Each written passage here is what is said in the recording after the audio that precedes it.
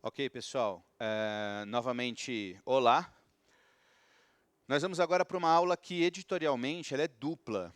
Tá? Então, aula 7 e 8, aula de compostos químicos ainda, proteínas. Tá? A aula 8 ela já foi gravada pelo Gabes, certo? Então, você vê que o professor Gabriel já tem a aula 8 lá, que fala de estruturas das proteínas, primária, secundária, terciária, e depois vai para as funções proteicas. Então, a aula 7, na real, ela vai ser uma pequena introdução mais da constituição das proteínas.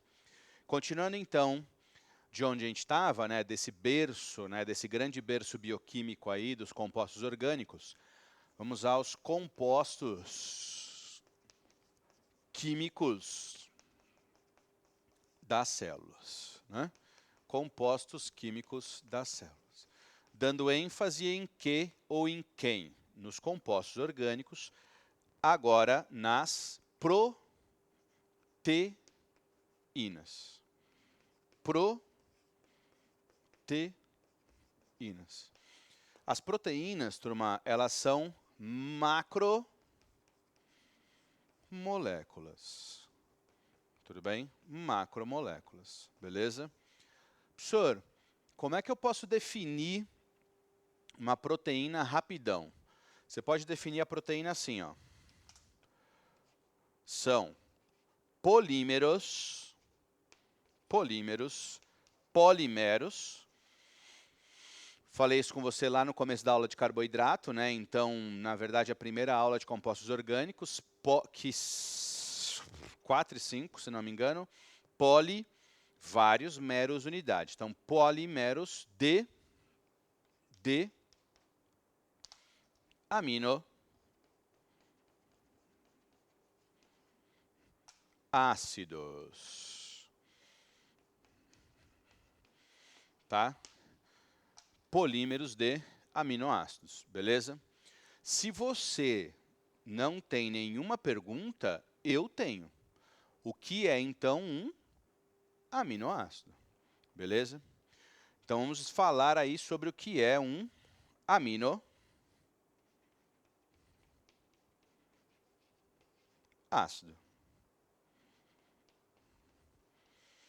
O aminoácido, pessoal, como não é de surpreender a gente, ele é uma molécula orgânica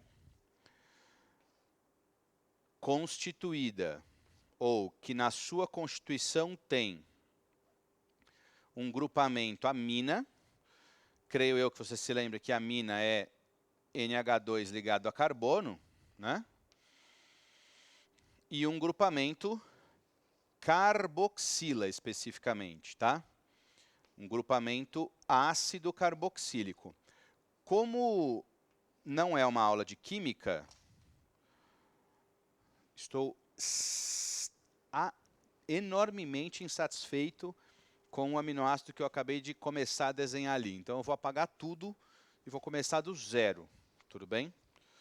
Beleza? Tem que sair muito melhor.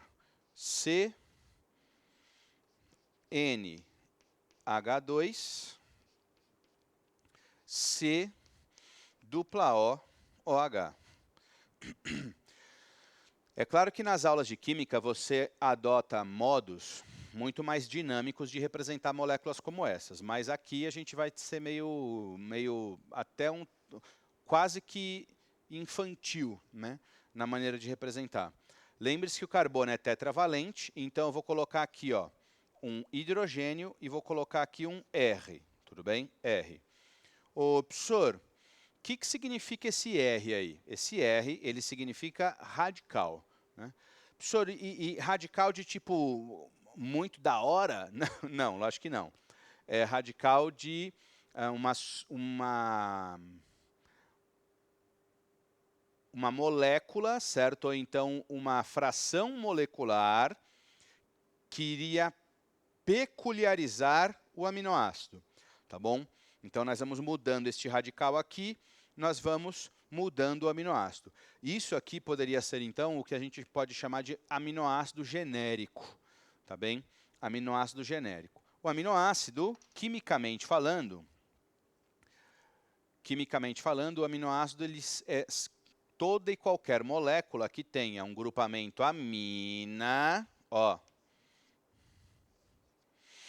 E um grupamento carboxila, ou ácido carboxílico. Tá bem? Então, um grupamento carboxila ou ácido carboxílico, beleza? Então, isso é um aminoácido, tá bom? Grupamento. Ah, professor, olha a coincidência, bateu justamente com a parte da palavra que você escreveu de cada cor. É verdade. Não, lógico que não, né? Então, eu pensei nisso durante anos. Demorei o quê? Uns 6 anos para pensar nesse pedaço da lousa. Então, você tem aqui aminoácido. Tá? Então, grupamento amino e um grupamento ácido. Mudando o radical, você vai mudar o aminoácido. Ah, professor, e quantos são os aminoácidos existentes hoje? Cerca de 300 aminoácidos, tudo bem? Por quê? Porque para a química, no sentido inorgânico e também orgânico, toda molécula que tenha um grupamento amina e um grupamento ácido é um aminoácido. Agora, uma outra pergunta importante, e que eu não quero que você se confunda. Quantos são os aminoácidos encontrados na constituição das proteínas dos seres vivos?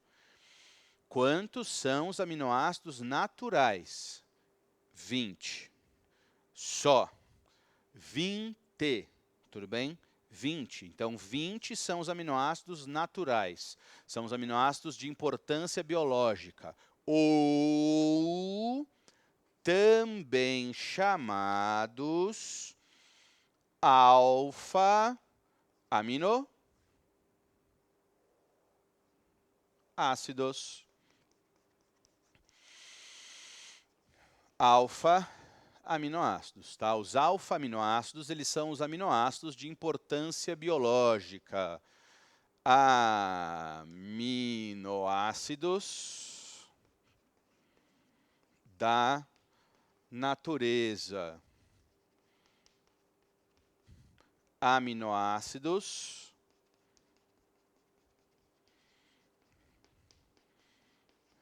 de importância biológica.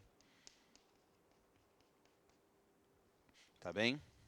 Aminoácidos de importância biológica. Beleza, ótimo.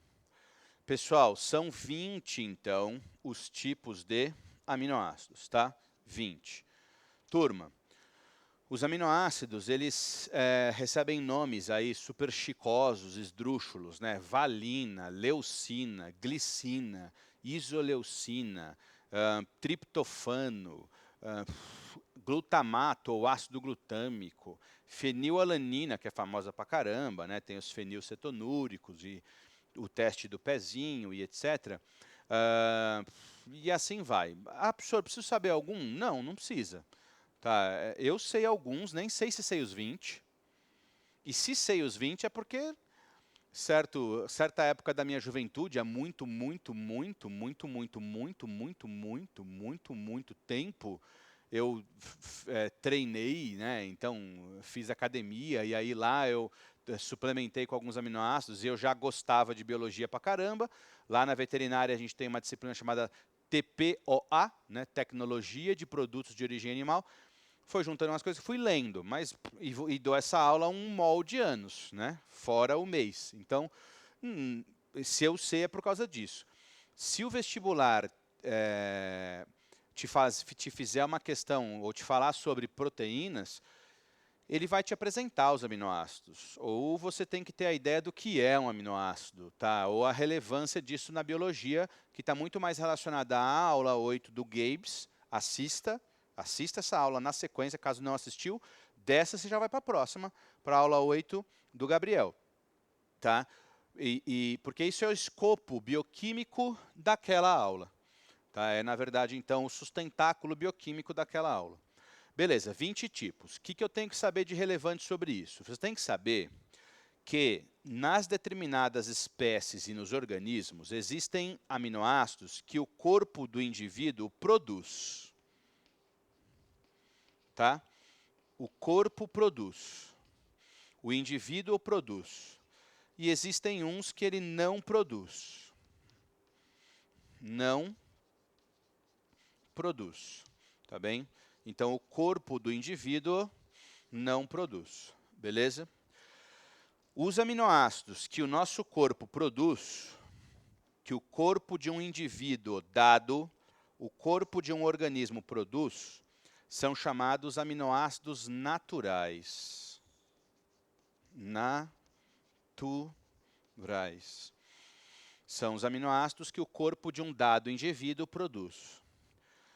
E os aminoácidos que o corpo desse dado indivíduo não produz, caso exista, são chamados essenciais. Tudo bem?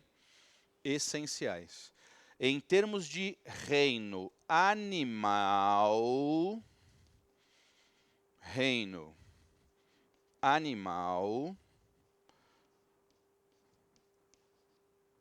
nós temos, mais para cima.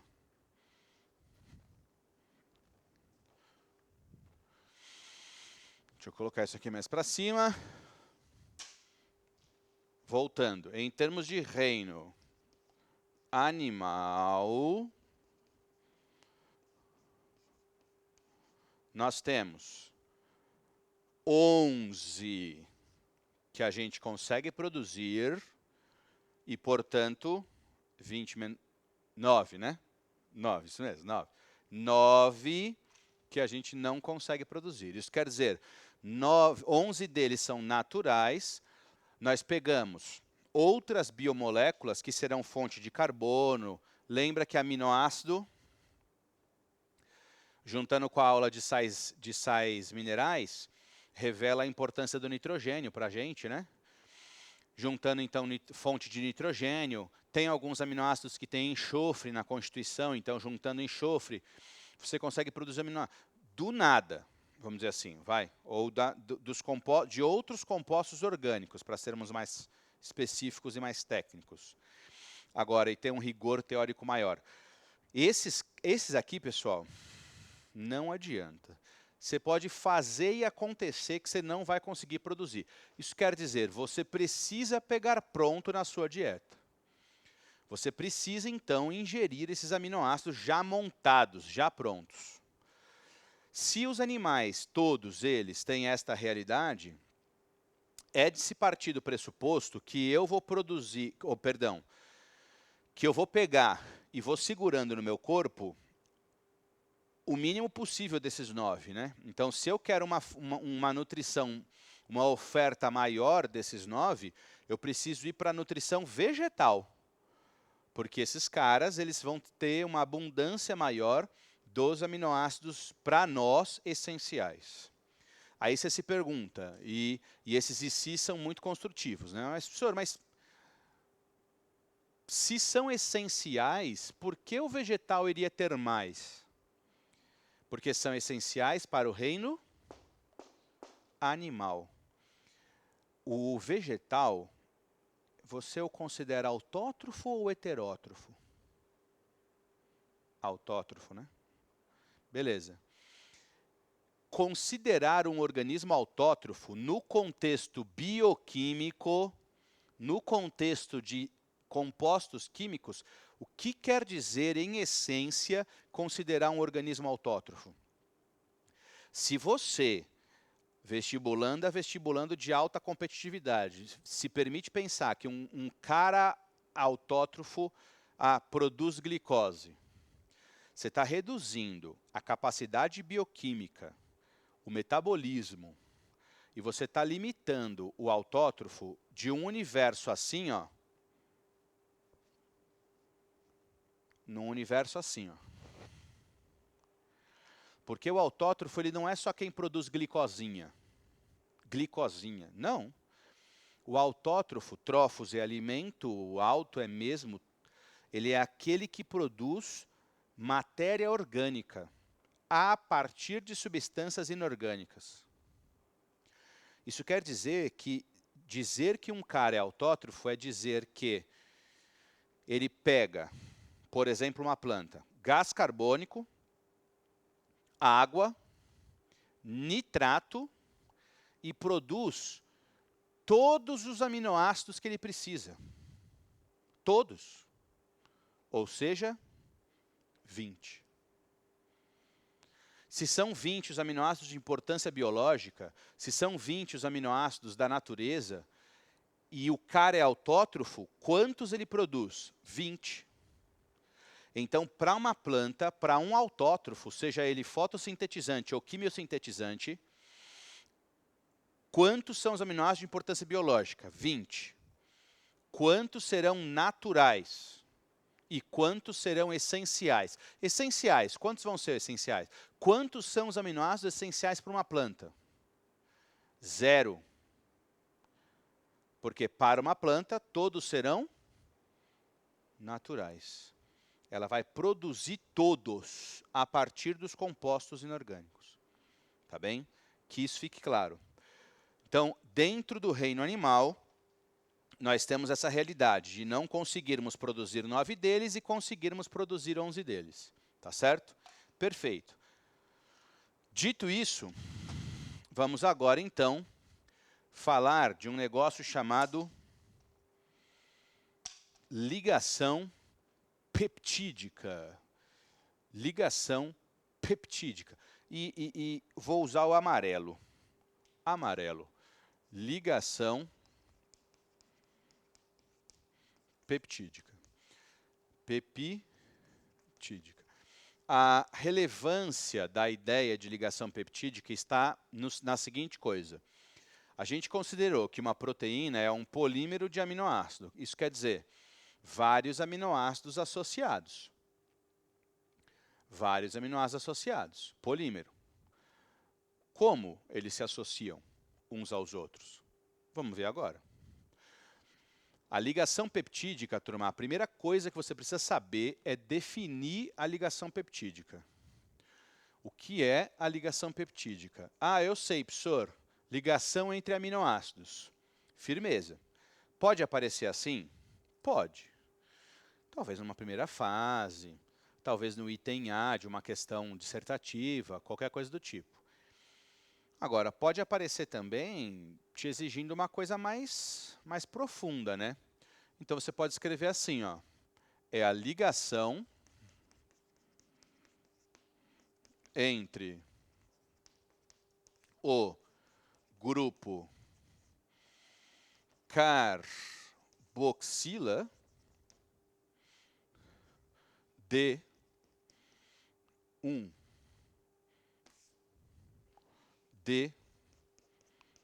um aminoácido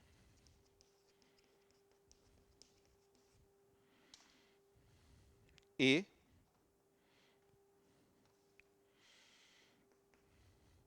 o grupo ou função, tudo bem? Tudo a mesma coisa. Amina de outro. Pronto. Ligação entre o grupo carboxila de um aminoácido, ou ácido carboxílico, e o grupo amina de outro. Vamos, então, representar a ligação peptídica. Tá? A chance disso aparecer numa prova de biologia hoje é bem menor do que aparecer numa prova de química. Nesse momento aqui, a gente entra no lance da interdisciplinaridade e tal. Já foi comum, numa FUVEST, o cara te dar um pedaço de papel em branco e falar assim, mostra uma ligação peptídica para mim. Isso significaria que você teria que desenhar cada aminoácido, né, na sua representação, aminoácido genérico, põe um R de radical, e depois mostrar, depois da seta, a ligação feita.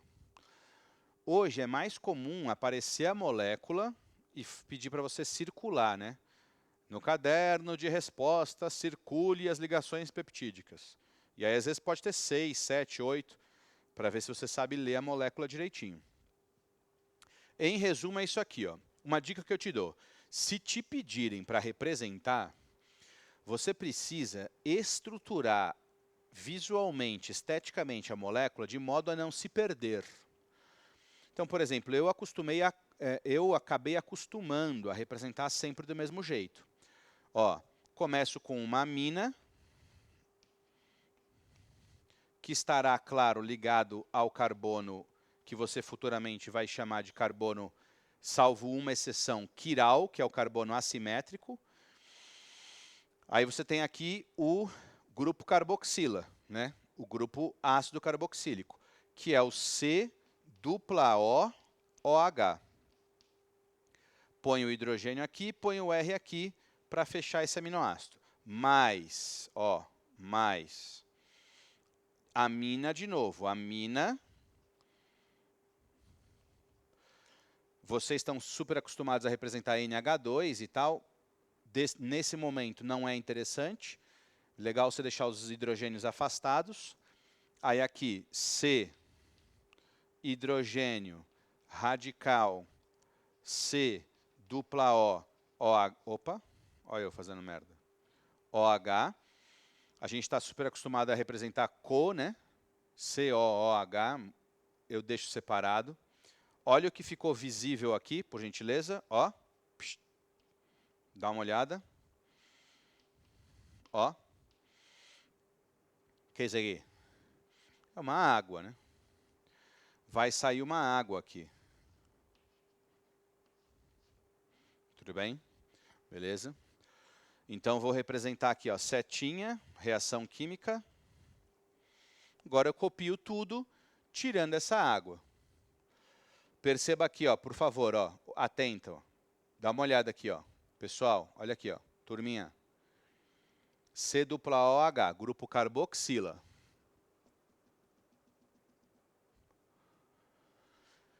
NH2, grupo amina. Vou fazer a ligação entre os dois. Então, H, N, H, C, H, R, C, dupla O. Usei o amarelo, então vou representar o amarelo aqui, ó. Ligação peptídica.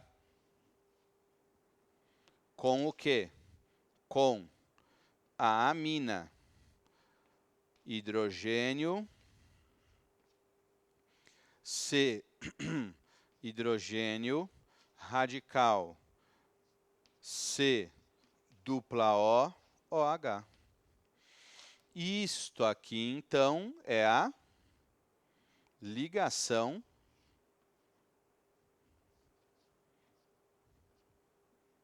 peptídica. Ligação peptídica. Terminou? Imagina que alguém tenha pedido para você representar isso. Terminou? Não, por favor, hein? Ó, não esquece isso aqui, ó. O other, que saiu daqui, né? Então, C dupla OH era, né? E agora a hidroxila de um ligou ao hidrogênio do outro, formando água. Ligação peptídica. Sucinha? Professor, o que é isso? Isso passa a ser chamado de dipeptídeo. Dipeptídeo. Tudo bem? Ah, professor, mas e se tivéssemos mais uma ligação peptídica? Portanto, 3 aminoácidos ligados, tripeptídeo. 4, oligopeptídeo, de 4 a 19, 20, isso é bastante variável dependendo da literatura. Ah, professor, e se for de 50 em diante? Polipeptídeo. Professor, que horas eu passo a chamar de proteína? Quando for um polipeptídeo funcional. Quando, o que quer dizer para nós o seguinte, metonímia de novo, parte do pelo todo, todo pela parte. Toda proteína é um polipeptídeo? Sim. Porque toda proteína é um polipeptídeo que tem uma função funcional. Todo polipeptídeo é uma proteína? Não. Porque se você tiver um encadeamento de aminoácidos que daquele jeito, solto no seu organismo, por exemplo, não tem função nenhuma, aquilo é um polipeptídeo, mas não é uma proteína. Tudo bem? Que fique claro. Então, as proteínas, elas são, na prática, um outro jeito de definir proteína é polipeptídeos funcionais. polipeptídeos que têm função. Ah, professor, mas a partir de quantos? Olha, para dizer a verdade, isso é bem controverso. Tem autor que fala de 50 em diante, já é mais ousado. Mesmo porque nós temos 2 milhões e 100 mil a 2 milhões e 500 mil espécies de animais. Né? Animais. Nem de artrópodos há um consenso de quantas espécies de artrópodos existem. O universo biológico é muito vasto, então, e vocês têm que ter outras preocupações que estabelecer o X, o Y ou o Z. Alguns falam de 50, outros de 80, outros de 100 aminoácidos, certo? Então, acima de 100. O que importa é, tem função? É polipeptídeo, tem função? Proteína. Polipeptídeo não tem função? Só polipeptídeo mesmo. Associação de aminoácidos que não tem uma função clara.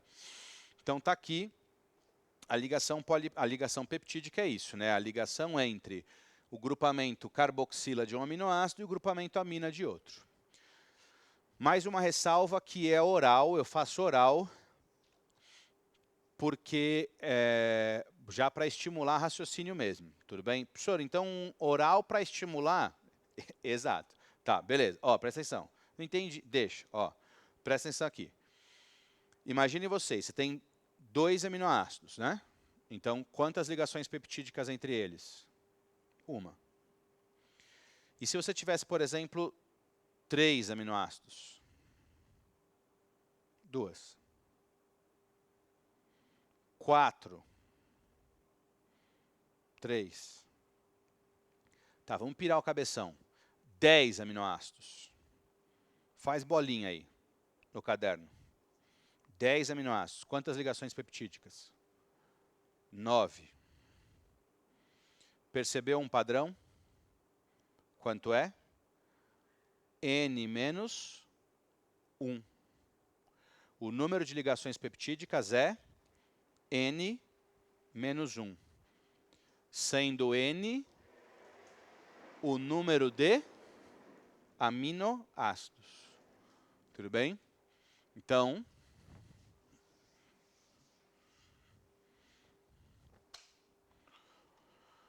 o número de ligações peptídicas. Quanto é? Que eu vou representar a partir de agora como P. Pode ser? P. É igual ao quê? N menos 1. Sendo N, o que é N? Número de aminoácidos. Tudo bem? Então, nós temos isso aqui, ó. P, que eu instituí a vocês, que é o número de ligações peptídicas, igual a N menos 1. Sendo N o quê? O número de aminoácidos. Tudo bem? Perfeito? Ótimo. Depois disso, você já vai para a estrutura proteica na aula do professor Gabriel. Tudo bem? Passa para essa aula direto para não perder o fio da meada. Até mais. Tchau, tchau.